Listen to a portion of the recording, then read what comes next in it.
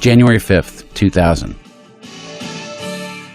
Welcome back to Design Jewelers, the Enlightened Mind on Shaw Television. This is a public access show where Bob Blah Blah took off the mask, revealing that he, Bob Blah Blah, a coder for the Canadian federal government, was the force behind Y2K Computer Bug Hoax.com. And he did it, it should be said, wearing a black mock turtleneck.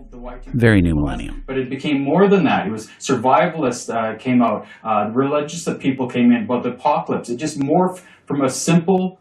He also published an op-ed in the Globe and Mail, Canada's national newspaper.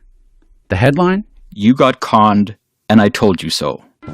And it was signed David Robert Blah Blah, a.k.a. Bob Blah Blah. But whether it was a colossal scam or a narrowly dodged bullet, either way, it was done. And Bob Blah Blah up in Canada was ready, finally, to go back to work after New Year's and do all the cool new internet stuff that he came to the job for in the first place. Only one small hitch. He had outed himself, really publicly, to the world and to his bosses as Y2K Computer Bug Hoax guy, the guy who was calling them all dumbasses online for 2 years. What made you decide to come out of the closet? Looking back at it now, it was a really stupid thing for me to do.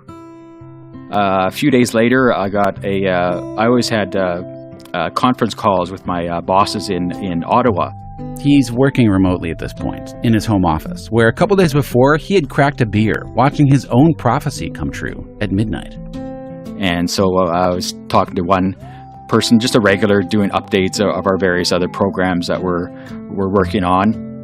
And then suddenly I hear there's more people in the room on the other side, and more people.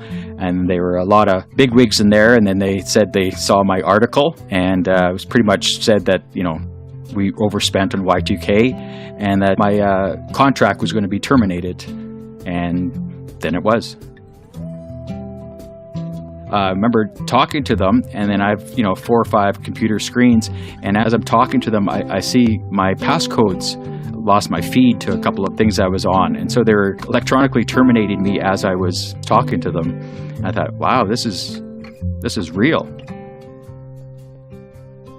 Bob Blah Blah can't prove his firing was because of Y2K. But the timing is a little odd.